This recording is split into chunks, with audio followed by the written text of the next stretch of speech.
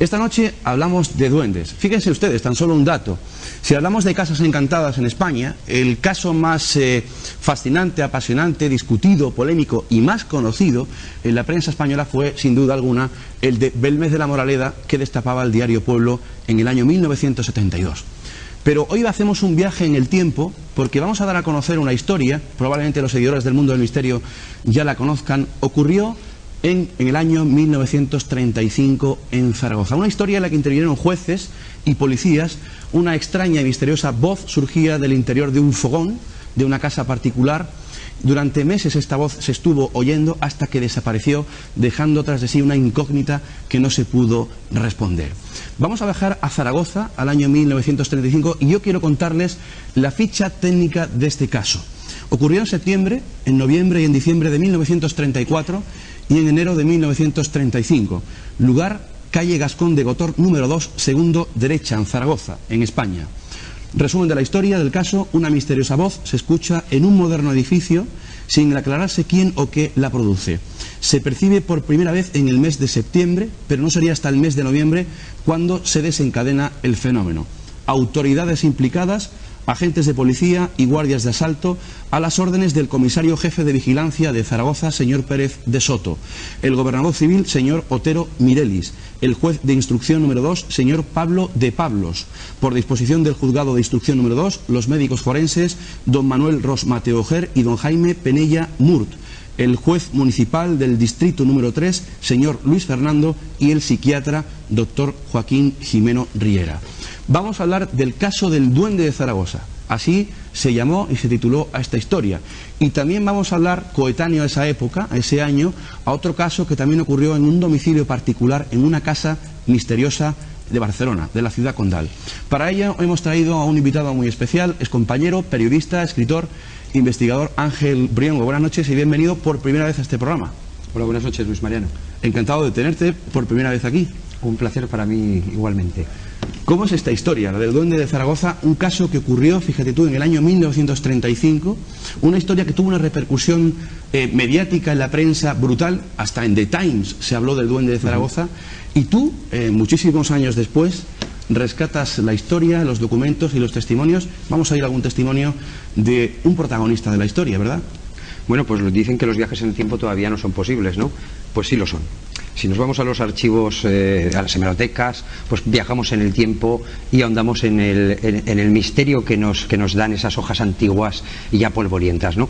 Y podemos leer, desde luego, toda la cantidad de información, pero que, ojo, toda la prensa de toda España vertió sobre el asunto. Lógicamente, el 21 de noviembre del año 34 empieza la historia, porque se hace público en el noticiero de Zaragoza, y a partir de entonces empiezan, todos los periódicos de Aragón empiezan a comentar el suceso. Y como por aquel entonces todo el tema iba tirando de telegramas y demás, pues bueno, unos a otros se pasaba la información por la noche, a últimas horas, a ver qué había dicho el duende. Entonces, bueno, pues empezó el tema a interesarse Madrid, a interesarse Barcelona, a interesarse Granada, a interesarse tal. O sea, se empezaron a interesar incluso incluso en Tenerife, en las Palmas de Gran Canaria. El diario de Gran Canaria también comentaba extensamente el suceso por aquellas fechas, ¿no? Luego saltó al Times, lógicamente. Ahora mismo ando buscando también por París, porque estoy seguro, completamente seguro, que algún periodista parisiense pasó por Zaragoza, por la cercanía y demás. Y bueno, la verdad es que creo que ese viaje en el tiempo es posible gracias a esa prensa que todavía hoy nos guardan nuestras autoridades y que han tenido a bien poder tener los archivos bien dispuestos ahí y demás. Vamos a contar esta historia con pelos y señales, con documentos, con datos, con voces, con sonidos. Pero Ángel, nos enfrentaríamos en esta ocasión ante el primer expediente X español, por lo menos del siglo XX. Pues casi me atrevería a decir que casi de las repercusiones que tiene este sí, ¿no? Podríamos estar hablando incluso del segundo, porque también en Valencia hubo en el año 1915, en julio, una casa... La casa de Tócame Roque. La casa de Tócame Roque, que todavía existe en pie, sigue en pie, digamos, en la plaza del Esparto, famoso. Y más o menos es leer el año 34, la prensa de la época, y es leer el año 15... y nos encontramos con que sucedían prácticamente las mismas cosas, las mismas preguntas y los mismos misterios. Veíamos en la introducción del programa una secuencia de la película Poltergeist 2, más que nada para ilustrar un poco la historia de los poltergeist y de si es posible que estos fenómenos ocurran de verdad. Veíamos a la niña, la protagonista, hablar por teléfono con un espíritu, con un ente. ¿Esto pasa de verdad, Ángel? Bueno, pues la verdad es que yo no soy quien para decirlo, sino los testigos. Y hay testigos, hay personas que afirman esto, ¿no? Nosotros solamente somos informadores, ¿no? Entonces, quizás mojarse de tal manera... yo no estoy dentro de esa persona, no sé si me está engañando y no sé si él mismo se está engañando a sí mismo cuando está percibiendo algo que cree percibir lo que es, que a lo mejor tampoco lo es. Como bien sabemos, esto es misterio, esto es un mundo de momento inaccesible, ¿no? Todavía no tenemos la tecnología, creo yo, porque pienso que nuestras actuales tecnologías pueden darnos alguna respuesta. En el siglo XVII no había magnetófonos, por lo tanto es imposible hablar de psicofonías en el siglo XVII, ¿no? Pero sí que de casas encantadas ya en el siglo XVII y mucho más atrás, ¿no? Por lo tanto, yo creo que tal vez sea posible este intercambio, de que puede ser. Las Ángel, puertas hay que dejarlas abiertas. ¿Cómo comienza esta sobrecogedora historia? La noche de un 27 de septiembre, en esa calle, Gascón de Gotor, madrugada, 6:30 de la mañana, si no me equivoco, empiezan a sonar en el edificio unas estrondosas carcajadas, ¿no? Unas risas, la gente sale al rellano, como veremos después en unas reconstrucciones en 3D, y bueno, simplemente se asoma, no saben de dónde provienen aquellas misteriosas risas estruendosas, y bueno, se vuelven a sus casas. Y así durante 3, 4, 5 días, bueno, se comenta el tema entre los vecinos y nada más, algún bromista. Posteriormente, ya para noviembre, aproximadamente sobre el 15 de noviembre, es la criada Pascuala Alcover Beltrán la que escucha una voz, una especie de aullido. La palabra criada suena un poco ya anacrónica, ¿no? La asistenta que en ese momento trabajaba sí, ahí. pero bueno, en aquella época era la criada, ahora estamos en el año 34, no te olvides, era la criada. Hoy día la asistenta, ¿no? Podríamos decir, pero es que las crónicas lo dicen así, la criada. Y bueno, pues escucha al tocar el fogón, porque todo partía del fogón de la hornilla, de la cocinilla económica que había en la zona. Incluso era una casa moderna, tenía gas ya en el año 34. Estamos hablando que a lo mejor 2, 3 casas de toda Zaragoza podían poseer esa nueva tecnología, ¿no? Entonces, al tocar la hornilla y al estirar el fogón, se quejó. ¡Ay! Una voz dijo ¡ay! Una voz, un ay lastimero, largo, ¡ay! Digamos, ¿no? Y ahí es donde ella salió asustada, se lo dijo a la señora de la casa y ella no le hizo ningún caso y ahí quedó la cosa. Pero curiosamente al día siguiente volvió a suceder lo mismo en presencia de la señora. Las dos salieron espantadas, corriendo al rellano de la escalera, gritando socorro, hay alguien aquí en nuestra casa, y llamaron a las autoridades. ¿Y qué pasó a continuación, Ángel? Pues a continuación llegaron los guardias a ver qué ocurría allí. Los vecinos se agolparon en torno a la casa encantada y, bueno, a la cocinilla encantada en aquel momento, esperando a ver qué pasaba, que era aquellas voces, que era sobre todo aquellos lamentos de quejidos, porque hubo nombres también, María, Ben, Isabel, que era como se llamaba la dueña de la finca. Había palabras que salían, al parecer, sobre todo cuando se tocaba aquella hornilla, ¿no? Y sin venir a cuento, estando allí de repente, pues bueno, esto parece que hoy no habla, parece que... Y de repente salía una voz, o pronunciaba los guardias, y venían los guardias, ¿no? Ay, que me haces daño, decía la voz, ¿no? Exacto, cuando tocaban también lo que es la hornilla y demás, ¿no? Pero lo curioso es que llegó un guardia que era escéptico en todo esto, y riéndose empezó a tocar allí la hornilla, el paso de humos, lo que es el paso de humos, y en ese momento en que tocó el paso de humos escuchó aquel lamento, y bueno, las risas cesaron ahí. A partir de entonces el guardia informó a su superior, el comisario, como bien has dicho, Pérez de Soto, y bueno, pues empezaron a tomar medidas en el asunto, ¿no? Es una historia, la verdad es que fantástica. Ángel, ¿cuáles fueron las primeras sospechas? Porque pensaron en un principio que efectivamente se trataba de alguien, de una broma, que alguien estaba manipulando algo, que probablemente se hubiese colado alguien por algún sitio y que la voz llegase a través de las tuberías. Luego hablaremos de los estudios que se hicieron en el edificio, pero ¿cuáles fueron las primeras sospechas? Bueno, las primeras sospechas recayeron sobre la asistenta, porque curiosamente siempre, en un principio, siempre se producía la voz siempre que ella estaba allí, ¿no? Entonces, pues bueno, los primeros investigadores creyeron que podría tratarse de ella. Entonces, con el correr del tiempo estamos hablando de días prácticamente, el primer juez, Pablo de Pablos, de instrucción, curiosamente es un tema que lógicamente no hay ninguna causa, no hay ningún delito, no hay ninguna cosa, digamos, que vaya con este juez, ¿no? Por eso luego pasaría al del distrito, al juez municipal, ¿no? Porque era un tema más de alteración social, digamos, ¿no? Entonces, claro, el juez de instrucción envió a 2 forenses para estudiar a la sirvienta.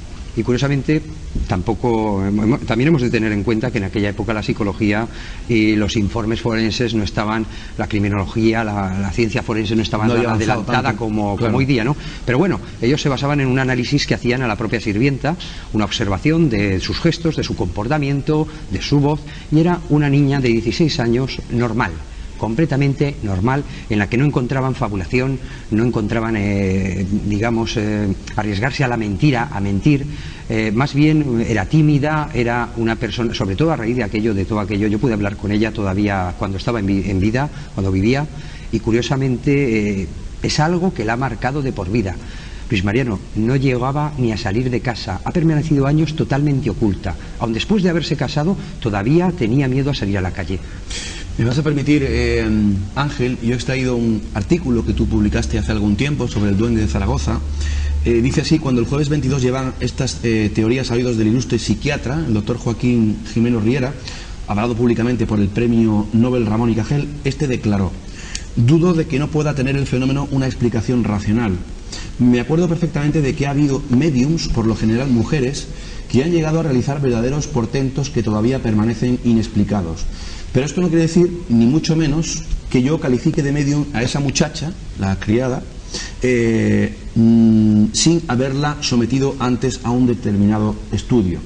Del origen de la voz, el prestigioso alienista señaló: cabe la ventriloquía en una histérica, cabe lo que llamamos alucinaciones psicomotrices, y cabe una porción de cosas patológicas que sin ver a la joven es imposible concretar. Y como la voz no se escuchaba con regularidad, sino intervalos, el doctor Gimeno Riera concretó: si se tratase de una hipersensible, tiene días y horas, que es lo que se llama fraudes de los mediums, es decir, que su hipersensibilidad aumenta o disminuye. O sea, leer a un psiquiatra o escuchar a un psiquiatra que diga esto en pleno año 1974-35 es fuerte, ¿no? Era el director del manicomio de Zaragoza, curiosamente, y lo mejor de todo es que en los archivos del manicomio, porque se llegó a decir que la sirvienta Pascuala la sospechosa, digamos, había permanecido allí durante unos meses recluida porque era una histérica, una ventrílocua y demás. Y es falso, allí no existe ni el registro de entrada ni salida de esta mujer en el año 34 ni 35. Curiosamente, supongo que ya habrá fallecido, ¿no? Pero existía incluso una niña que nació en el propio manicomio, fíjate tú lo que es el registro, que bien lo llevan, ¿no? En este caso, que existía el registro, que creo que había nacido en el año 1898. Y cuando yo lo visité todavía no había muerto, creo que tenía aproximadamente 90 y tantos años, 97, 98 años, y había vivido allí toda la vida. O sea, nació en un manicomio y se crió allí, y allí es donde estaba, ¿no? O sea, todavía no existía el registro de salida. Por lo tanto, Pascuala jamás llegó a entrar ahí, ¿no? Y es muy curioso porque hace incluso alusión al fraude de los medium, en el que en algunas ocasiones, pues un medium, que sí que lo es, que tiene días y horas en los que sí que pronostica, sí que tiene esa especie de contacto, digamos, con el más allá, ¿no? Curiosamente, cuando tiene esos bajones que no consigue entrar en sintonía con el otro lado, pues lo que hace es mentir, engañar, falsificar, digamos, las respuestas, porque no está recibiendo nada en ese momento y se inventa. Digamos que sería algo a lo que podemos ver en televisión con los 806 y todo esto, ¿no? Ángel, como periodistas, a mí lo que me fascina de esta historia, como todas que han salido a la luz paranormales, es la sociología del milagro o de lo paranormal que acontece en torno a este asunto. Fantástico. Porque la voz surge, la voz habla dentro de esa hornilla y, claro, todo esto la prensa va informando. Y poco a poco se van juntando más de 2000 personas frente a ese edificio que intentan a todas horas escuchar la voz del duende. De 2000 a 3000 personas. Yo he llegado a ir a una placita, yo creo que en todos los sitios, en todas las ciudades españolas existe una plaza donde nuestros abuelos se reúnen, ¿no? Y es famosa y es conocida. Bueno, pues si te vas a Zaragoza, todavía existen abueletes que te dicen lo del duende, qué tal, qué cual, y recuerdan, y me encontré uno que recordaba cómo había jugado con Arturo Grijalva, un niño que hablaba con el duende en aquella época, que vivía en el piso superior. Luego escucharemos a ese niño ya con casi 70 años, ¿no? Pues exacto, sí, ya prácticamente pasados los 70. Bueno, pues curiosamente llegaron a escuchar mientras jugaban en la calle, olvidémonos de las aceras y demás, tierra en aquella época, jugando allí con piedrecitas, con aros y demás, año 34, y curiosamente llegaban a escuchar desde la esquina de la calle, en el exterior de la casa, cómo en algunos momentos llegaba a hablar la voz, el eco, el sonido del rebote que les llegaba de aquella voz. Vamos a ver a continuación, no sé si nos dará tiempo en esta primera parte de ver fotografías de la época, de la prensa, documentos que tú has rescatado del sueño de los justos, de las hemerotecas. Claro, son muy antiguos, algunos se ven francamente regular, pero bueno, nos podemos hacer una idea viendo esos documentos, la repercusión que tuvo toda esta historia en la época. Escucharemos la opinión de este Arturo, del que era niño, el que hablaba con el espíritu o el duende o lo que como quieras llamarle, que por cierto, este niño cuando fue invitado a esa casa empezó a hablar con este duende, ¿no fue así? Sí, así fue, sí. Cuenta. No, simplemente tenían breves conversaciones y lo que él recuerda, lógicamente, porque la prensa no habló nada. Entonces eran conversaciones del tipo de ¿qué tal estás aquí? ¿Qué haces? O le respondía y demás. Digamos que ha quedado más en el plano personal. Lo que sí que recuerda es una de las conversaciones que mantuvo cuando le preguntaron, oye, dinos cuántos hay en esta casa. Creo que eso lo comentará. Y entonces dijo el duende, sois 13. Y dice, pues no, te has equivocado, somos 12. Repitió el duende, sois 13. Efectivamente dijo, bueno, vamos a contar. Y empezaron a contar, 12, 13. Se habían olvidado un niño que había en brazos. El informe judicial. Dice así, ese mismo lunes fue emitido el informe médico forense que descartaba a la sirvienta como posible origen del fenómeno. En él los especialistas dejarían escrito: no descubrimos en ella fabulaciones, tendencia a la mentira ni simulación. Alejada la muchacha de la cocina, continúa dejándose oír la voz. No podemos probar siquiera que se trate de una histérica, ni tampoco medium. Tanto la policía como fontaneros, electricistas y albañiles han hecho diversas inspecciones, no habiendo encontrado instalación alguna que conduzca a la voz fantasmal. Qué fuerte, ¿no? Pues sí, la verdad es que te lo están diciendo los forenses. Este es un informe que saqué porque lo publicó de la prensa, porque lo enviaron a la prensa y lo llegaron a publicar, ¿no? Lamentablemente los informes del caso pues se han perdido o han desaparecido. Yo estuve peleando con el juzgado de Zaragoza, conseguí acceder incluso a los archivos cuando todavía no eran accesibles, y si te decir la verdad, y una cantidad de un enorme, bueno, es que era aquello increíble, pero enormes pilas de casos, y me dijeron, ahí tienes lo del año 34. Y ver aquello, pues bueno, empecé a mirar y sí, aparecían los jueces de la época y demás.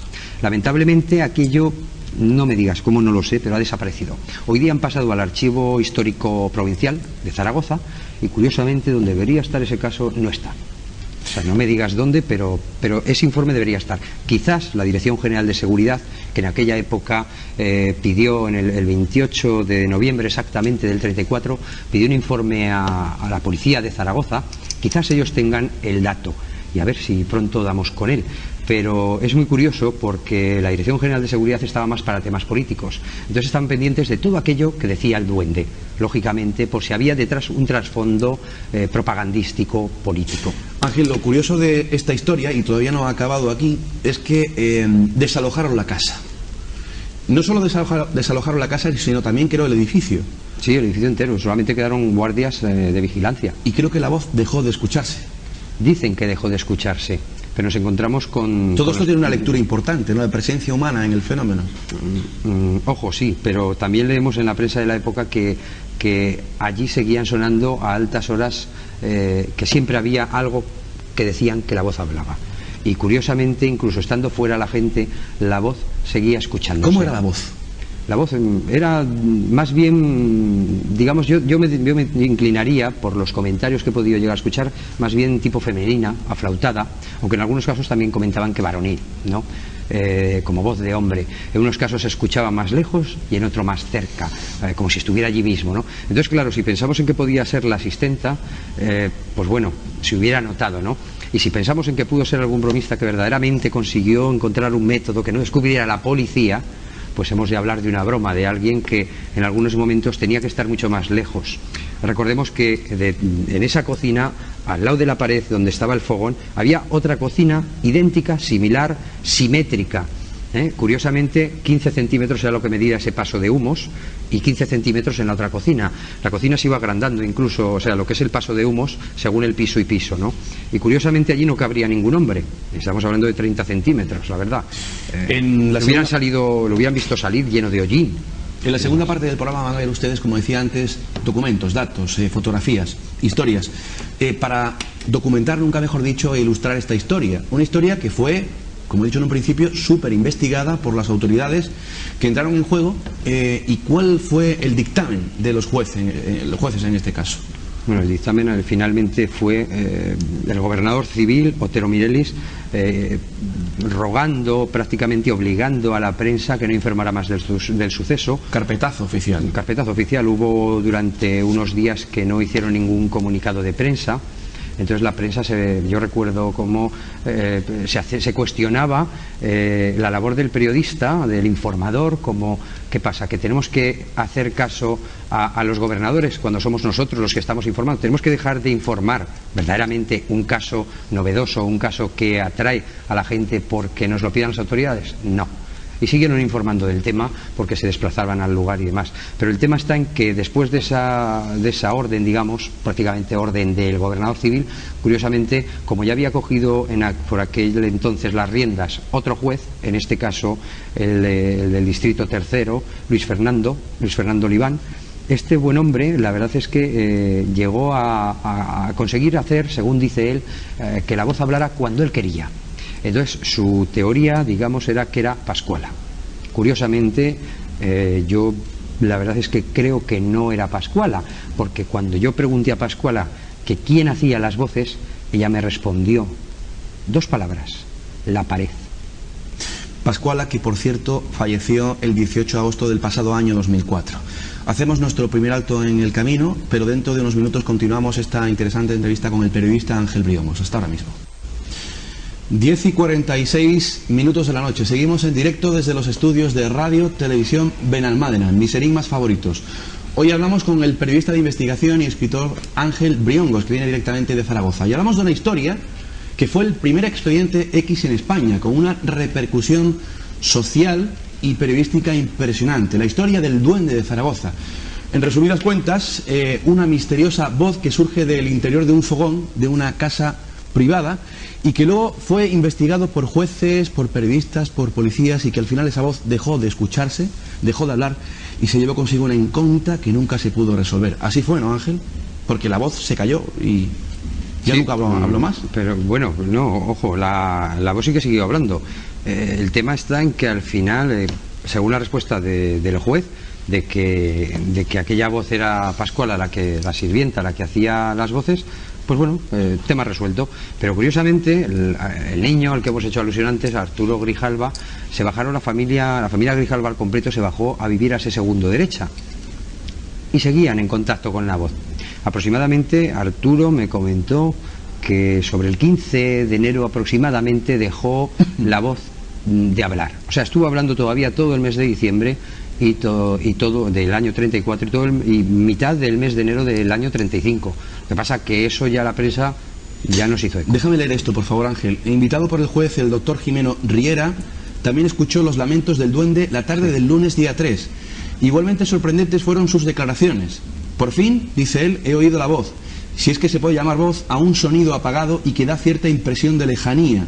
Me ratifico en cuanto dije el primer día, al punto al que han llegado las cosas, lo mejor que yo debo hacer es dar el asunto por terminado y callar. Mi posición en el asunto es peligrosa, puedo escudarme incluso tras el secreto profesional. ¿Cómo así hicieron? Se escudaron tras el secreto profesional y aquello se terminó de hablar. Rápidamente, Ángel, antes de ver las fotografías, cuéntanos qué cosas decía el duende, qué conversaciones tenían con el duende. Bueno, pues tenían muchísimas. La verdad, hemos preparado aquí un montón de ellas. Porque aquella voz nunca se grabó, ¿no? No, lamentablemente no. Creo que puede haber algún archivo radiofónico de la época, porque sí que llegaron a comentar el tema. Llegaron a venir de la Fox, famosa, de la Fox Movietone, unos noticiarios que hacían por aquel entonces de época en Estados Unidos, y sí que vinieron a grabar y estuvieron grabando. Llegaron a grabar la entrada de un vidente famoso por aquel entonces, Tomás Menés, vidente aragonés, pero que debía vivir en Madrid. Y que bueno, pues llegó allí, pues bueno, digamos que como los videntes hoy famosos de la tele también, ¿no? Con mucho bombo y platillo, ¿no? Dándoselas de que iba a encontrar y a descubrir todo aquel misterio, ¿no? Estás, por cierto, un poco tras la pista, ¿no?, de esas filmaciones. Sí, la verdad es que sí, parece ser que todo apunta de momento al sur de Francia, porque luego también estuvieron los laboratorios UFA alemanes, y que, bueno, pues si alguien sabe alemán, pues a lo mejor podríamos mirarlo por ahí, ¿no? Pero de momento todo apunta al sur de Francia, a la Cinemateca Francesa, a Toulouse, de que pudieran haber ido a parar allí, porque a partir de los años 40 sí están localizados prácticamente, ¿no? Los tuvo el MoMA, el Museo de Arte Moderno, pero curiosamente aquello desapareció. Entonces los años 30 están más desperdigados y pueden estar o en Londres o en Francia o incluso en Alemania. Entonces lo único que yo sí que he conseguido, un periodista me comentó que había visto 2-3 minutos de aquella filmación en la que se veía cómo simplemente un camarógrafo estaba grabando a otro cómo preparaba la maquinaria para poder grabar, ¿no? Curiosamente, otra de las filmaciones de aquel entonces que comentó la prensa es como ese cámara estaba filmando y en aquel momento le tiraron una botella de vino llena de agua, que no llegó a darle a él, sí que dio a la cámara, otra segunda.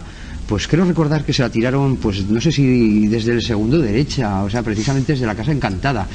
Pero bueno, yo tampoco quiero pensar que fue desde la Casa Encantada, sino que la prensa le sirvió para decir... Ángel, retoma las conversaciones del duende, las cosas que decía, cuando saludaba decía: buenos días, ya estoy aquí, buenos días, camaradas, ya estoy aquí, cobardes. Cuando, por ejemplo, un fumador ofrecía un cigarrillo a otro, y el duende decía: fumar. Sigue, continúa. A fumar. Si un niño lloraba, no llores. Al acabar de cenar, ya voy. Porque hemos de recordar, lo bueno de todo esto es que, claro, tú lees y tú dices, ya voy, ¿no? Pero claro, cuando hablé con Pascuala, lo bueno del tema es que ella daba esa entonación que era precisamente la del duende, ¿no? En fin, según Pascuala, aquello era, ya voy. Hubiera sido una especie de sonido así. Cuando los curiosos preguntaban por el duende, él decía, aquí estoy ya. Digamos que era esas palabras, esas terminaciones, que no era un lenguaje de cobardes, sino cobardes.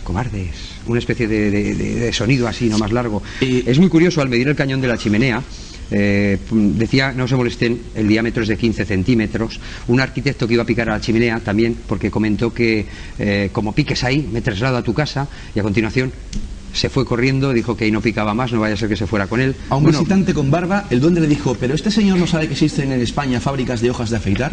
Esto, o sea, el duende era... No, ojo, es que también luego la prensa se inventaba sus cosas. Entonces, que ya había lo una difícil sorna con esto, de ¿no? este tema, claro, porque estaba el tema del chusco, como llamaban entonces aquella broma, supuesta broma, o la digamos, la cosa más verdadera, ¿no? Entonces es curioso que estas últimas que hemos comentado, pues bueno, tienen un tono humorístico, pero verdaderamente podría haber sido así, ¿no? Hay una... Mira, por ejemplo, la que en otra ocasión ya traeré el archivo sonoro de Pascuala comentando este tema cuando le pregunté, y es curioso que luz que no veo cuando apagaban la luz, ¿no? Y Pascuala dice con aquella voz de anciana ya, luz que no veo. O sea, era ese... alargaba las frases. El duende dice al vecindario: cabrones, voy a matar a todos los que viven en esta casa. No, es que esto hay que ponerse en la situación. Es decir, escuchar a una misteriosa voz que te diga esto, la verdad es que uno tiene que entrar un canguelo impresionante, vamos. Hombre, pues la verdad debe ser... Al sacar un agente de vigilancia la pistola del bolsillo del abrigo para guardarla en el bolsillo del pantalón, dijo el duende: con la pistola no. Con la pistola no. Pero es que además la voz también hacía precogniciones, en el sentido de que adivinaba la llegada de los guardias antes de que estos llegaran. Sí, los exacto, guardias. Anunciaba, digamos, la llegada. ¿Vemos fotografías? Vemos Nos fotografías. vas contando un poquito. Sí, por favor. Vamos a ver fotografías de la época, fotografía de personajes, documentos, en definitiva, como este, que es una foto actual, de un edificio actual que se llama Edificio Duende, Ya no quedan letras prácticamente, porque como ves, incluso, fíjate tú lo curioso que es, lo que tú comentabas antes del fenómeno sociológico que está causando y que ha causado todo aquello, que incluso hoy día tenemos un edificio en el lugar donde antes se asentaban la estructura del edificio. Cuando se tiró en el año 77 y ya se construyó un edificio, pues bueno, pues le llamaron edificio Duende. Y es curioso que las letras las ha ido robando la gente, es una zona de marcha juvenil y bueno, se han ido llevando letras y al final han decidido ya no volver a ponerlas. Y ahora mismo, si vamos a Zaragoza y paramos en el edificio, pues la palabra duende solamente queda la sombra de la palabra, no queda ninguna letra metálica. Bueno, este es el edificio. Aquí es curioso que solo haya 4 personas, no se ve una cuarta más a la derecha, pero este es el famoso edificio y tal como estamos mirándolo, nos vamos a la izquierda. El segundo derecha sería el del final, digamos que el trocito ese de la ventana más gorda que parece balcón y otra más. Y ahí es donde sucedían todos los fenómenos, porque la cocina estaba justo ahí al lado. Continuamos. Ahí tenemos ya un tumulto más de gente y ahí es donde se están viendo cómo la gente empezó a agolparse por aquel tema, por aquel misterio. Fijémonos, bueno, hemos visto que no hay antenas ni nada de eso. Imagino que estas fotografías son de reporteros de la época, ¿no? Son de reporteros de la época, pero es curioso, hay un tema que dijeron que se había excavado incluso una zanja alrededor del edificio, que por cierto no he encontrado en los archivos municipales, porque toda obra en cualquier calle de Zaragoza o de cualquier otra ciudad queda registrada, y es curioso que aquello no quedó registrado. Quizás tuvieron la idea y a lo mejor se hizo o no lo sabemos, no estoy seguro de momento. Bueno, esta aquí, pues aquí tenemos una foto de histórica, verdad, vamos. Sí, pero hecha además en la cocina, en la verdadera cocina, porque luego veremos al vidente cómo aparece que estaba en la cocina y no es la cocina. Fijémonos las tuberías que suben por arriba, una de la de agua, otra de gas, en fin, tenemos ahí unas tuberías por las que podríamos preguntarnos, ¿y si recorría por ahí una voz falsa, si recorría por esas tuberías verdaderamente la voz del bromista? Imposible, porque una era de agua y otra de gas. Vemos una siguiente. Bueno, estas fotografías tienen un valor, fíjate, documental impresionante, ¿no? O sea, que son del año 35, 34, como te decía 35. al principio, estamos trasladándonos en el tiempo. Totalmente. Estamos viendo unas Fíjate, fotos. La gente de la calle, esto me recuerda también a siempre hablo de la misma historia, pero es que es verdad. Belmez. La sociología del milagro, o sea, sí. Es la gente en la calle viviendo la historia, el fenómeno del milagro, ¿no? Y intentando encontrar una explicación. Además, la camaradería que se junta allí, la gente se lo pasa en grande, se lo pasa muy bien, pero quiere tener esas respuestas. Y ojo, no olvidemos que es el miedo a la muerte definitivamente, porque un duende sería un espíritu, y si eso existe nos está demostrando de alguna manera que tenemos quizás constancia de esa vida que prosigue más allá. Aquí nos encontramos otra vez lo del fondo, creo que es el paseo de Sagasta de Zaragoza. Curiosamente estamos hablando que se llegaban a juntar de 2.000 a 3.000 personas. Los inquilinos de la casa no llegaban, tenían que hacer un arco policial para poder pasar por allí, tenían que abrirse paso entre la gente, y es curioso que en algunas ocasiones llegaron a tirar salvas, a disparar al aire para ahuyentar a los espectadores que miran a la casa. O sea, fue un problema de orden público. Sí, un problema de orden público. No olvidemos que era la Segunda República, estábamos a las puertas de una revuelta social, se habían dado ya casos en Asturias y en otras zonas, y verdaderamente pues era un tema que, ojito, por eso el tema de qué decía la propia voz, por eso también mucho las autoridades más implicadas y demás. Ahí tenemos el personaje pequeño que vemos ahí encima, porque lo vamos a escuchar después, Arturo Grijalva Torre, el niño de 4 años de edad que hablaba con el duende, y el resto policías, y creo que alguno de ellos era el comisario, pero ahí no, hasta tanto ya no llegamos. Ahí lo tenemos. Ese es, con un periódico de la época que también veremos después. Ahí está, ahí aparece Zaragoza. Eso que vemos ahí, justo donde su mano izquierda, en la parte, su mano derecha en la parte izquierda de la pantalla, no sé si se ve muy bien, se ve el pilar de fondo con solamente 2 torres, se ven las luces del río. Pues bueno, al lado de la izquierda aparece lo que sería un fantasma, un ensabanado con una linterna en la mano. Bueno, pues estos señores fueron unos universitarios de aquel entonces que no creían en nada de esto, escépticos totalmente, sobornaron al del Bar Sport, que hemos visto antes en la foto, al dueño del Bar Sport, y se subieron al tejado. Bueno, el destrozo que hicieron en las tejas es increíble. Buscaban allí algún elemento, algún aparato de radio escondido debajo y demás, ¿no? Curiosamente no encontraron nada. Creo que los detuvo la policía a la altura del Paseo Ruiseñores, apenas 200 metros de la Casa Encantada. La multa Ojo al dato, les costó 50 pesetas.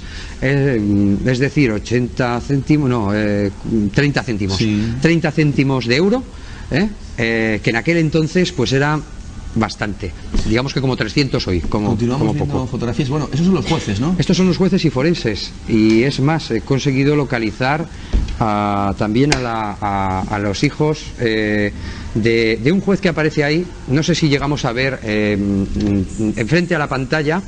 A nuestra derecha aparece un hombre con un sombrero. Pues bueno, el tercero es el juez Pablo de Pablos. Su hija, varias hijas suyas todavía viven, pero lamentablemente debido a la edad pues está en una residencia. No he podido entrevistarme con ella, y curiosamente lo mejor de todo es que tiene el despacho todavía tal como lo tenía cuando falleció. Lamentablemente pues aquello pues dormirá el sueño de los justos, que probablemente sea eterno. Vamos a ver la siguiente fotografía. Este es el periódico y este es el ensabanado. Ahí se puede ver un poquito más cómo se cogían arriba con la zona, esta chica con es la Pascuala, mano. No, esta chica no es Pascuala. Esta chica es una chica simplemente pues que hicieron gracia. Digamos que lo que estarías mirando al fantasma, al duende, ahí encima, nada más. Aquí otra vez volvemos a ver a los jueces y a los policías. Bueno, esta sí es Pascuala. Esta sí es Pascuala. Esta fotografía fue tomada mientras estaba atendiendo. Por descuido, porque llevaba mucho cuidado en que no fuera capturada, ¿no? Por la cámara fotográfica, por el objetivo. Es curioso que un periódico de la época daba como primicia que había conseguido capturar la fotografía de Pascuala, y lo daba en primicia a todo el mundo. Lo mejor de todo es ver a una mujer de la compra tomada por la espalda con dos bolsas de compra, y solamente se veía desde detrás. No se veía ni rostro ni nada absolutamente, pero bueno, el periódico dijo que era Pascuala. Vamos a agilizar un poquito el tema de las fotos, porque son muchas las que queremos ver. Titular de la prensa, ¿no? Es un titular. Todavía se vende este petróleo, creo que es Petromax, y se venden candelabros y demás, ¿no? Pero bueno, aquí decían que los duendes desaparecerían con el alumbrado Petromax, al duende de Zaragoza, que desaparecerían los duendes y demás. Es decir, la gente, bueno, recibían cartas, incluso recibían carta de Portugal invitándole a que se trasladara allí, de Bilbao a que fuera una fábrica que lo iban a coger encantadoramente y cosas así. Estos son los planos que utilizó un compañero del arquitecto que construyó la casa, Alberto Huerta Marín. Curiosamente, la zona que está roja es lo que era todo el piso. Como he dicho, era un piso grande, era uno de los mejores edificios de aquella época en Zaragoza, y curiosamente no sé si llegamos a, si los espectadores verán la zona de la cocina, que está en verde y en rojo, que es el paso de humos, por donde tan solo teníamos 30 centímetros, y que allí verdaderamente no se podía esconder absolutamente nadie, y sometido al control policial al que estuvo, pues la verdad es que hubiera sido descubierto. Vemos una siguiente. Bueno, aquí tenemos donde está lo que sería la entrada, es el centro, abajo donde estaría el Bar Sport, y perdón, el centro no, el Bar Sport sería ese, y más a la izquierda tenemos la entrada al segundo derecha en recuadro rojo, que sería esa zona, precisamente la que sucedieron los fenómenos. Más titulares de prensa. Los titulares de prensa de la época. Curiosamente, American Sabater Radio, ando detrás de conseguir esta radio, te lo prometo. Quiero tener una radio como esa, del año 34, llamada Duende. Bueno, aquí vemos al niño, a Arturo Grijalva, con su madre al fondo y el resto de sus hermanos. Estos son simplemente dos vecinas de la época que fotografiaron, a las que les preguntaban, hablan una rubia y otra morena. La prensa de la época... También escucharon la voz. Sí, escucharían la voz probablemente, no, pero digamos que daban lo que daban era la opinión de lo que creían que era. Una decía, o sea, la opinión era la opinión de una rubia y la opinión de una morena, como si el color del pelo pues fuera en parte al descubrimiento del suceso. Aquí es curioso esta fotografía. Iba a utilizar alguna palabra, la verdad es que me tiene muy preocupado, porque no hago más que verla publicada en todos los medios como la verdadera foto de Pascuala Alcover, cuando no lo es. Esta simplemente es la asistenta que tenían los Grijalva en su casa, en el tercero derecha. Es más, creo que incluso la fotografía está tomada, por lo que ha podido hablar con Arturo, horas y horas intentando descubrir a ver a qué cocina podía pertenecer, pues a lo mejor pertenecía a la del tercero izquierda, nada menos. Aquí es una foto del año 77, vemos que la calidad es mucho mejor, vemos arriba una zona de la chimenea, y bueno, esto es prácticamente, digamos, lo último que podemos ver de la casa del duende 50 y tantos años después. No sé si quedan... Bueno, el tejado... Estos son los tejados. Fijémonos en las tejas cómo están. Que también estuvieron vigilados, porque se pensaban que entraban por ahí, ¿no? Estuvieron vigilados porque pensaban que había, pues habría alguna antena y demás. Aquí el destrozo fue provocado por los ensabanados y por los chicos que subieron allí con las sábanas y demás. Ahí tenemos en el centro al vidente Tomás Menes. Es curioso, esta es la fotografía y la mesa del bar Sport. Dentro del bar, tomándose una copita, quizás para contactar mejor con el más allá, no lo sé, pero bueno. Y aquí tenemos pues lo que es la casa con la gente. Esta fotografía es inédita también, prácticamente no es conocida, ¿no? Y es preciosa porque vemos, bueno, si nos fijamos, si recordamos antes la otra foto, incluso el color de la casa es diferente y demás, ¿no? Este es el juez, Luis Fernando Oliván.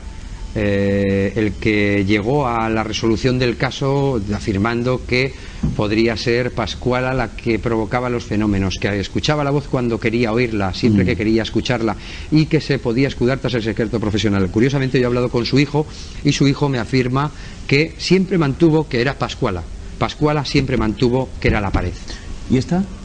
Esta, bueno, es la familia Arturo Grijalva, que todavía, bueno, la verdad es que incluso me dijo Arturo que recordaba que ese día habían comido sopa, te lo prometo. Pues bueno, la familia Grijalva, simplemente una fotografía en el momento de mayor expectación mientras comían.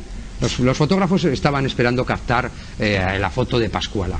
Aquí otra vez el vidente, que se dispone a visitar la casa. La cocina encantada. Y ahí vemos, no sé si os dais cuenta que no está la hornilla. Todos, incluso periodistas de la época y demás, afirmaban que habían estado en la cocina encantada. El récord, el objetivo, el éxito, digamos, dependía de pisar esa cocina. Más o menos como la de Belmez en su época, ¿no? Pues bueno, qué curioso que todos eran el principio en las cocinas, ¿no? Pero para nada llegaron a pisar esa cocina ni el vidente ni algunos periodistas y demás. Tan solo la policía verdaderamente es la que está detrás. Aquí vemos cómo salen los Palazón en el momento de desalojar la casa. Los Palazón son los propietarios de los propietarios, los Palazón son los que vivían en esa casa, y la sirvienta era Pascuala Alcover.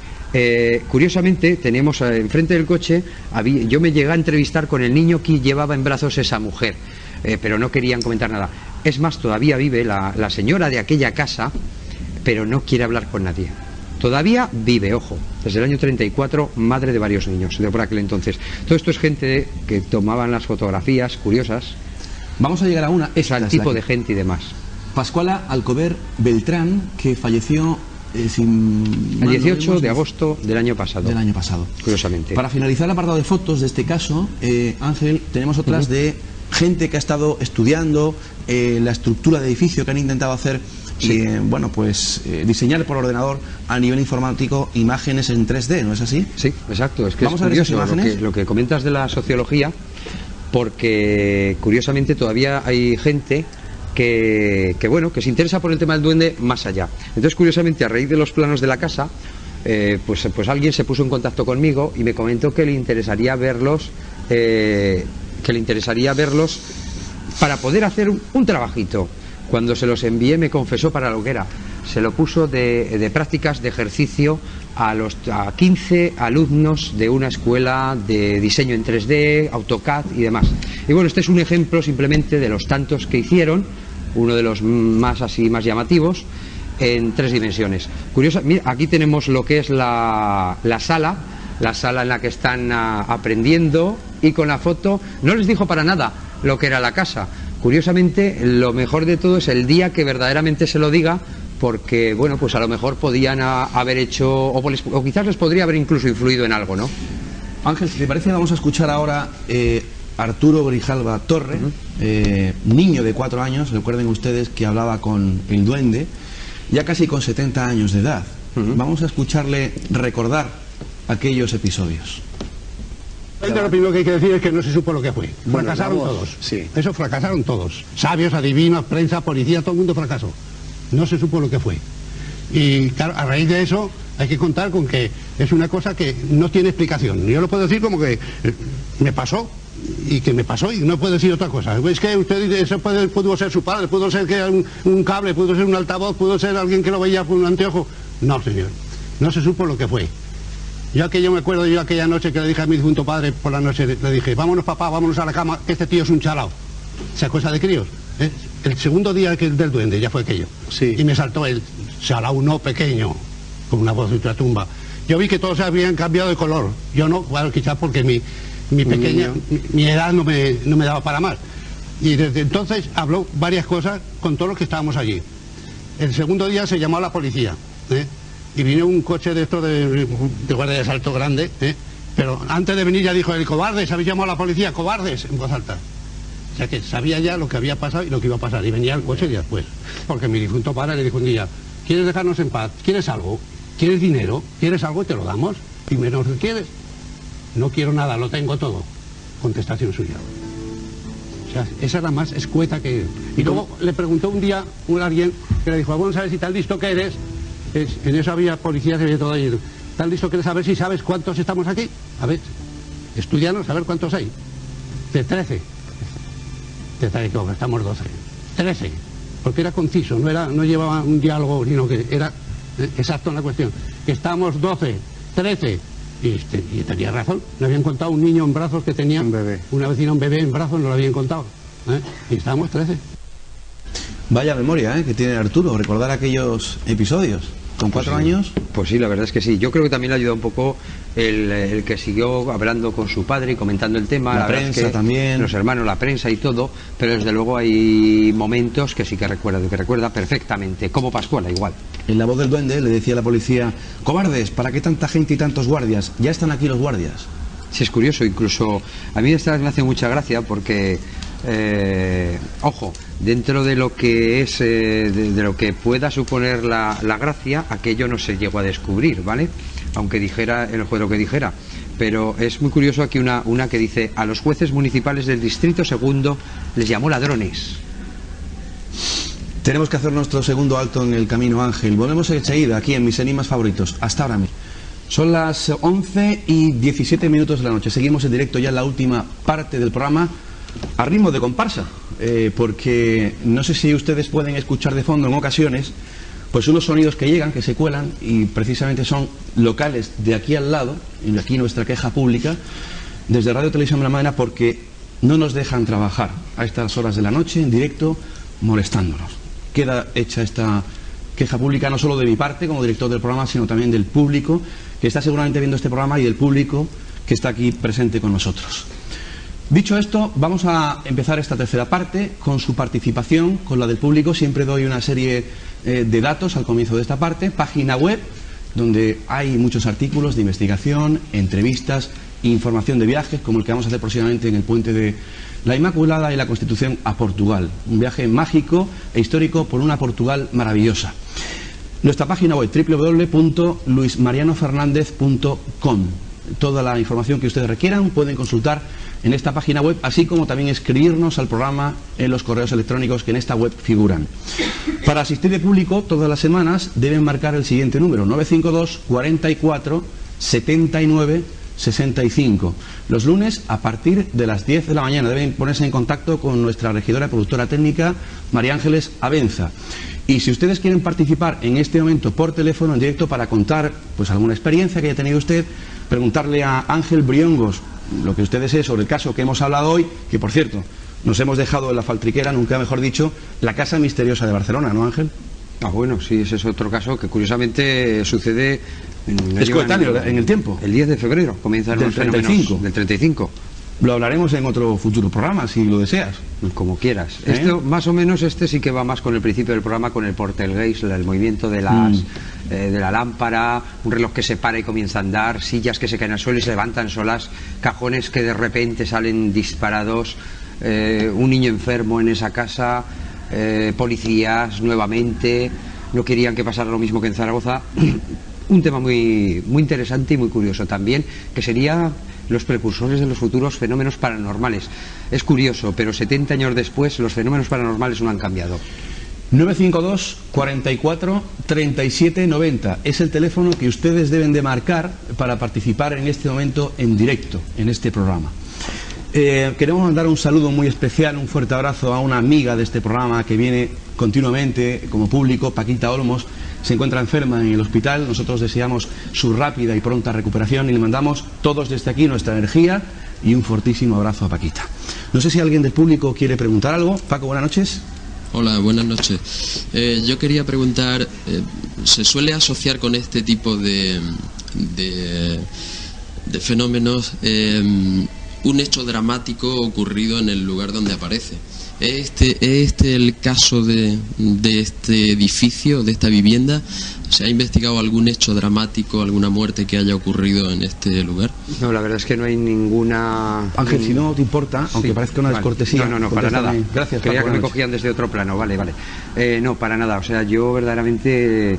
lo único que se podría decir quizás en estos casos es que pues bueno, pues seguro que fue zona de batalla en algún momento. Entonces a lo mejor hace 500, 700 años pues sí que hubo allí una batalla famosa, pues varios hechos dramáticos, muertes, pero realmente en aquella época no. El único hecho luctuoso, digamos, o dramático que se ha puesto en boca de todos ha sido la muerte de una mujer en una sesión de espiritismo, que no era tal sesión de espiritismo, era una reunión adventista, evangelista más bien, de una asociación en Zaragoza, que fue en la calle San Agustín, que no tiene nada que ver con la calle Gascón de Gotor, y que verdaderamente para nada estaban allí invocando ningún espíritu. Es lo único que se me ocurre en este momento, ¿no? Pero tenemos ninguna cosa extraña, ningún cementerio, ni ninguna... No. Tenemos una llamada, Ángel. Buenas noches. Hola. ¿Hay alguien ahí al otro lado del teléfono? Recuperamos esa llamada, compañeros. Bueno, mientras la recuperamos, yo quería hacerte una pregunta, Ángel. Llegados a este punto en que has contado toda la historia, has contado los fenómenos, la investigación periodística, policial, a uno le caben muchas preguntas, pero quizá la principal o quizá la más interesante es, ¿realmente esa voz existió y quién produjo esa voz? ¿Había adolescentes en el piso? ¿Tal vez un poltergeist originado por un adolescente, por Pascuala tal vez? ¿O realmente era un ser, un espíritu, un duende? ¿Un ente sobrenatural? Un ente sobrenatural. Pues la verdad es que yo todavía, para serte sincero, no lo tengo claro. Porque curiosamente existía ese adolescente, Pascuala, con 16 años, existían esas voces que se escuchaban alejadas, como si se produjeran a través de un fogón, quizás, a través del alto de la chimenea, del fogón contiguo a la cocina. Pero existían esas voces que también ocurrían cuando la familia Palazón había salido de su casa. Cuando la sirvienta no estaba presente, curiosamente también sucedían esas voces, así lo afirmó la policía. Y cuando la familia volvió otra vez a la casa, sucedieron de nuevo esas voces. O sea, verdaderamente que hay un galimatías ahí enorme. Fíjate, yo me inclino a pensar que había verdad y había mentira. O sea, en algunos momentos pudo ser algún bromista, ¿por qué no? ¿Por qué no? Y en algunos otros una fololania auténtica, una voz paranormal surgida, en este caso, en el que el soporte, digamos, era el fogón de una cocina. No sabemos por qué.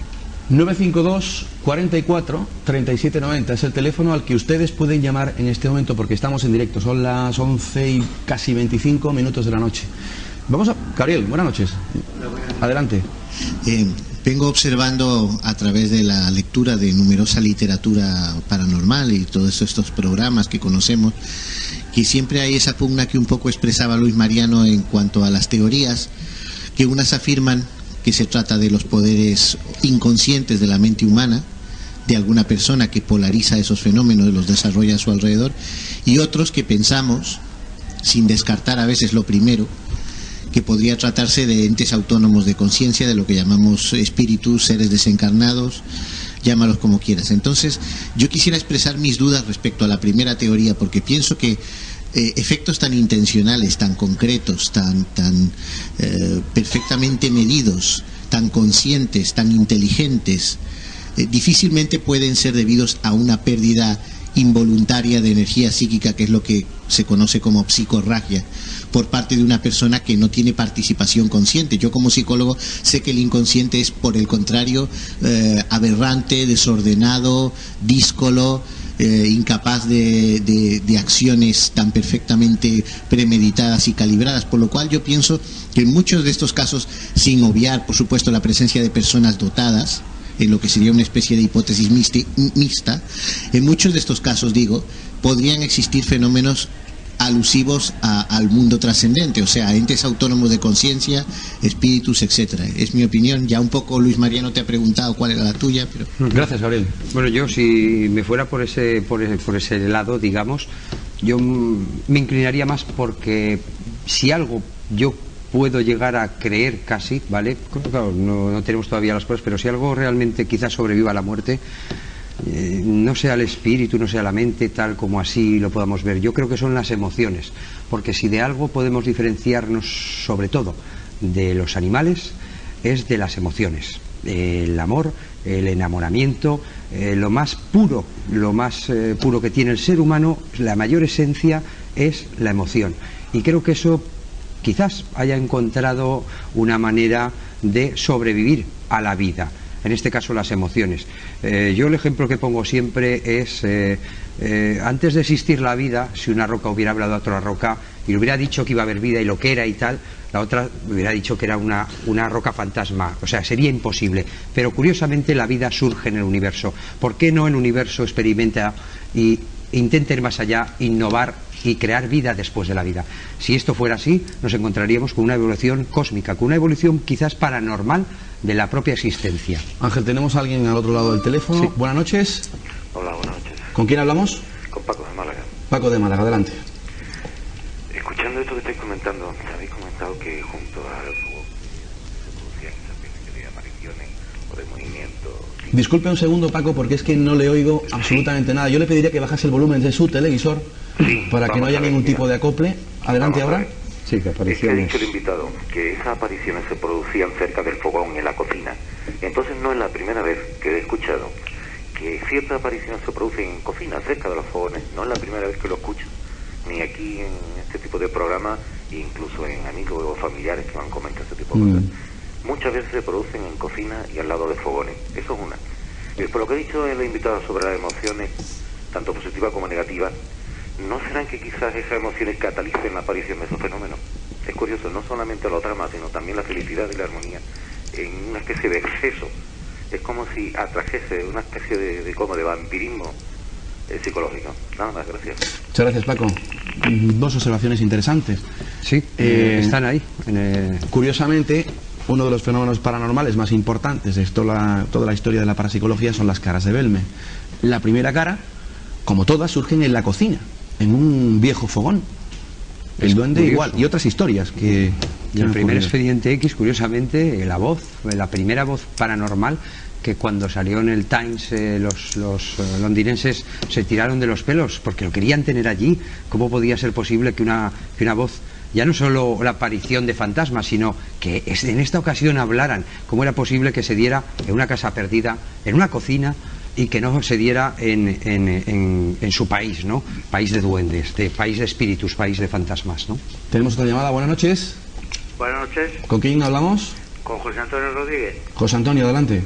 Mire, yo soy de un pueblo de la provincia de Zamora, Sí.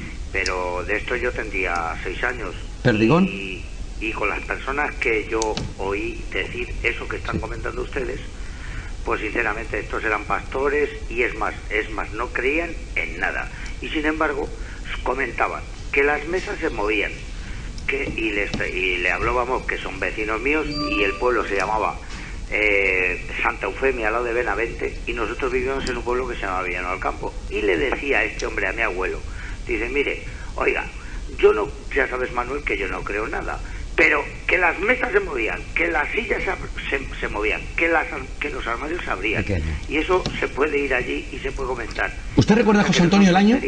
¿Usted recuerda el año en que pasó eso? Pues esto sería en el año 51-52, pero esto había pasado mucho antes, o sea que estos señores eran pastores transhumantes y andaban entre la provincia de Benavente, Sayago, Tierra de Campos, y este hombre se llamaba señor Alfredo y la mujer se llamaba señora Concha, y ese hombre no creía en nada porque era agnóstico y muy brutote como yo. José Antonio, Y dígame. le quiero hacer una pregunta a Ángel Briongos. Ángel. Sí. Sí, simplemente si usted recuerda un pueblecito que se llama Perdigón de Sí, Zamora. por supuesto, en la provincia de Zamora. Eso es en la zona de la Tierra del Vino. Sí, pues es que curiosamente yo tengo una noticia de que en el año 1925 sucedió un caso en Perdigón. Entonces a lo mejor no sé, quizás se podrían referir ya no a Santa Eufemia sino a Perdigón con el pasar del tiempo, seguro. Además, perdone, esto parece ser que había en una pared que ponían una collera de una caballería, de una mula o tal, y Sí. salía despedida. Ponían una escalera y también, y parece ser que como aparecía la silueta de la cabeza de un conejo. Pero vamos, que este señor, vamos, y yo me reía, claro, era un crío y me reía, pero este hombre estaba convencido que es que no es que lo viviera, sino que estaba convencido, y además los hijos todavía viven en Villanueva del Campo, en la provincia de Zamora, y se puede preguntar.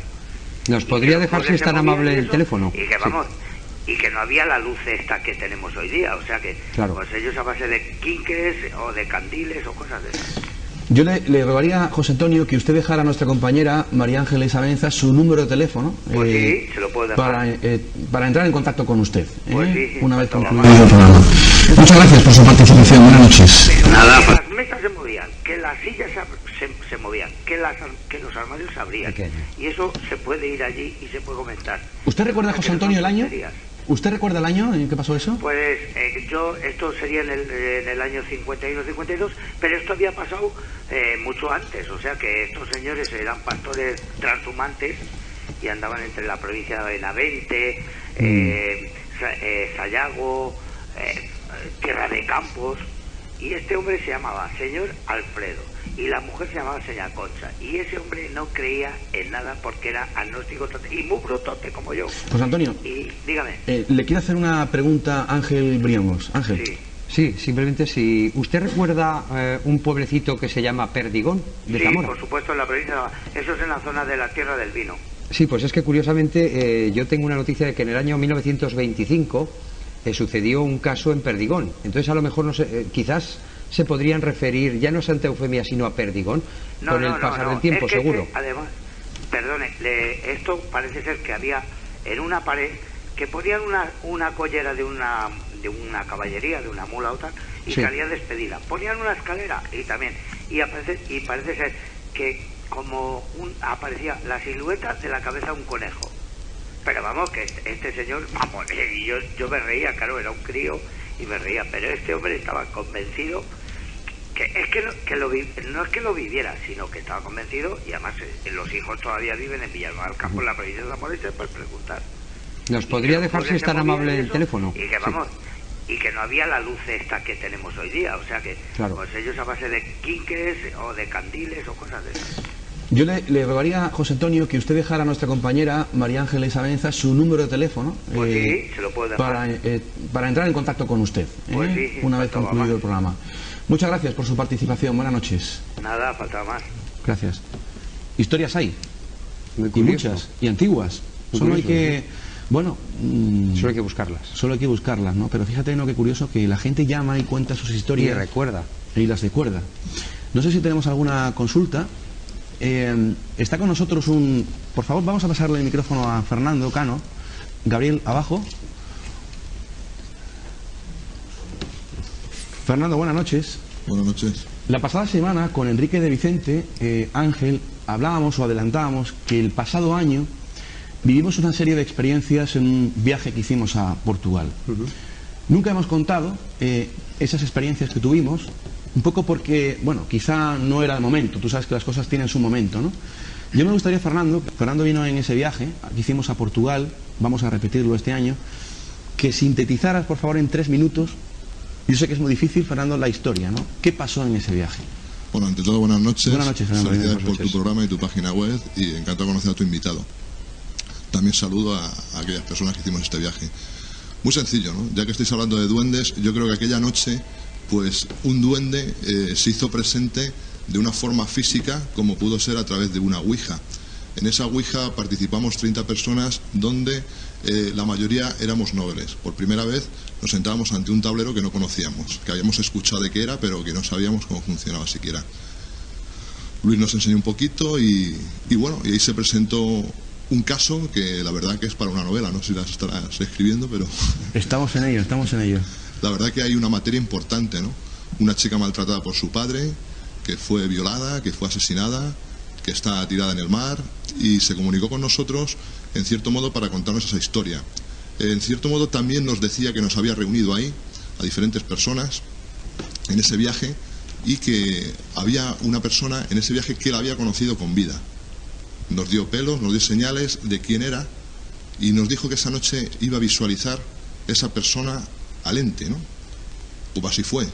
Estando durmiendo, esta persona por la noche se despertó a las 5 de la mañana y cuando abrió los ojos estaba la televisión encendida y había un bebé. La segunda sesión Ouija que hicimos al día siguiente dijo: tú anoche me vistes. Dice: yo era el bebé. Aquella mujer entre la histeria. Fernando, ocurrieron fenómenos paranormales en ese hotel, ¿no? Sí.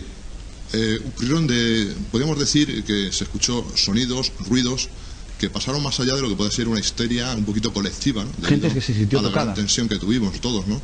Pero la verdad que creo que muy poquitas personas pudieron dormir, por lo menos pronto, ¿no? Ya el cansancio hizo que reconciliáramos el sueño, ¿no?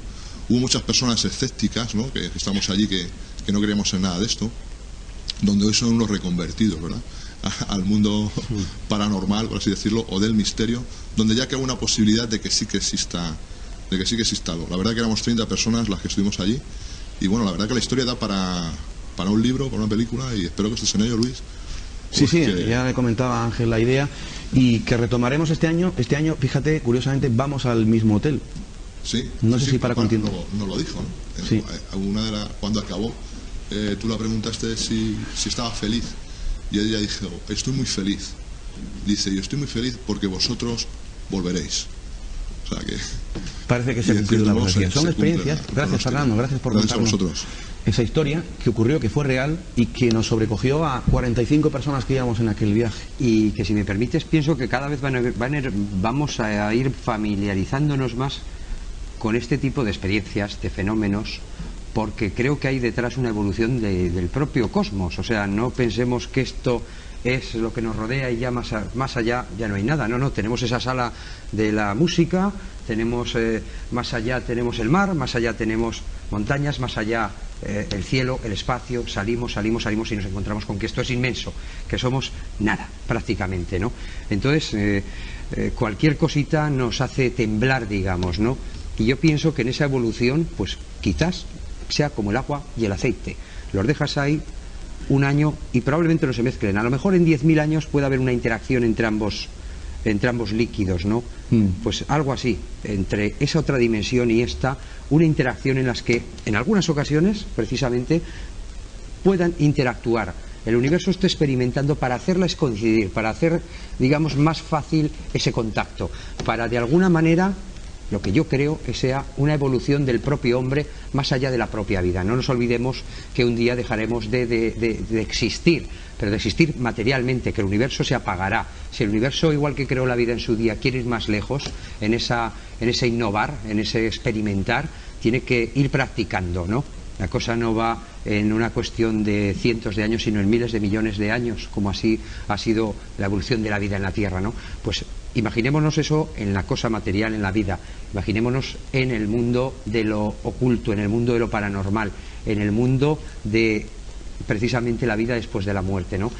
Es curioso. Muy poquito tiempo para finalizar el programa, Ángel. Yo invito a aquel telespectador que quiera llamarnos por teléfono 952 44 37 90. Hemos estado este fin de semana nuevamente, ya es el segundo año que voy, que me invita Sebastián Darbó al Magic de Barcelona, 40 o 50.000 personas, y yo tuve la oportunidad de dar una conferencia el sábado por la tarde. Sentí el vértigo, ¿no?, de dar una conferencia para más de 1.100 personas, se dice pronto, ¿no? Allí nos encontrábamos tú y yo nuevamente con Pedro Amorós, otros colegas investigadores, y estamos en un stand, curiosamente, de Amares.com, que es una editorial para la cual tú trabajas, es una editorial joven. Cuéntanos un poquito de esa editorial, Ángel. Bueno, Amares.com nace con el boom de las páginas web. Al poco de nacer Amazon, salió Amares, que es, digamos que lo mismo que Amazon, pero más para España, Sudamérica, Europa. Y bueno, pues ahora han empezado una labor editorial en la que yo estoy de coordinador, simple y sencillamente, y bueno, pues intentando dar una seriedad a estos temas, lógicamente, ¿no? Entonces, a raíz de eso, pues ya hay unos trabajitos publicados y demás, de ahí que comentamos el tema que hemos podido comentar esta tarde, pues bueno, el fin de semana, el tema de la experiencia que vivisteis en Portugal. y bueno, pues la verdad es que hay futuros trabajos que van a salir ahí y que la verdad pues todos tienen que llevar el sello de la seriedad que nosotros creo que vertimos a este mundillo, ¿no? A este tema. Y amares.com apuesta por ello y esperemos que así siga siendo, ¿no? Será un referente a partir de ahora, amares.com, porque haremos cositas con esta editorial. Tenemos una llamada, buenas noches. Buenas noches. ¿Con quién hablamos? Con María Rosa. ¿Perdón? María Rosa. María Rosa, adelante. Mire, es que a propósito de lo que se ha dicho, de las voces y las apariciones en cocina, pues es que yo tuve una experiencia hará unos 7 u 8 años también en la cocina. Sí. Entonces, yo estaba haciendo unos dulces y eran fritos en la sartén. Cuando yo he terminado de hacer los dulces en la sartén, he quitado la sartén del fuego, he ido a ponerlo encima del fregadero y no me era posible. Cada vez que la iba a poner me la levantaban para arriba. Yo he intentado 4, 5, 6 veces, nada, pero ya con fuerza, con las 2 manos, no había forma. Entonces digo, por favor, yo voy a poner la sartén aquí, por favor. Y he podido poner la sartén. A continuación, yo asustada he llamado a mi vecina y he dicho lo que me pasaba. Cuando ella ha venido, yo podía hacer con la sartén lo que quisiera. Ya esa sartén se manejaba ricamente donde yo la quisiera mover. Pero antes ni con las 2 manos podía yo ponerla. Me fue esto un poco, yo no sé, me sorprendió, me asustó. Estuve muy pensativa durante un tiempo. Pero claro, yo tengo muchas anécdotas que van sobre lo mismo. Y yo dije, esta es una más. Y bueno, a propósito de que ustedes decían los de la cocina, que pasaban muchas cosas en las cocinas, digo, pues esta es una. María Rosa, Me encanta su programa. muchas gracias por habernos llamado y contarnos su experiencia. Sí, buenas noches. Buenas noches. Gracias. Bueno, ¿por qué pasan tantas cosas en la cocina? Quizá porque pasan muchas horas en ella, ¿no? Bueno, sí.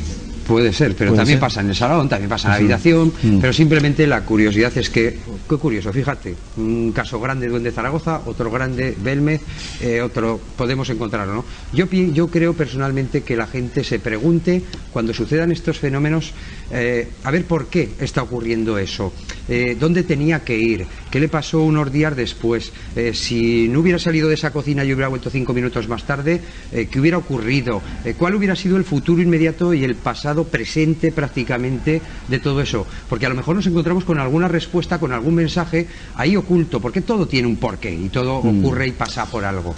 Nos quedan 30 segundos para finalizar este programa a ritmo de comparsa. Gracias por tu comprensión y tolerancia, Ángel. Esto me huele a mí a que tú vas a escribir un libro sobre casos de la época. ¿Es posible?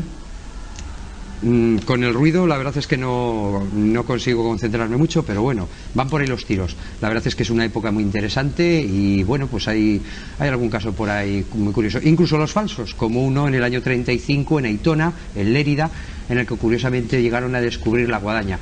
La verdad es que, vuelvo a repetir, viajamos en el tiempo. Lo mejor de todo es encontrarte con esa guadaña cara a cara. Mañana estamos en Benagalbón, provincia de Málaga, investigando un caso también del año 30 y pico. Octubre de 1935. Una lluvia de piedras. Una lluvia de piedras. Vamos a ver si aquello pudo tratarse como tal de meteoritos o lluvia de piedras. Sí. Ángel Briongos, periodista y escritor, muchas gracias por haber estado en este programa.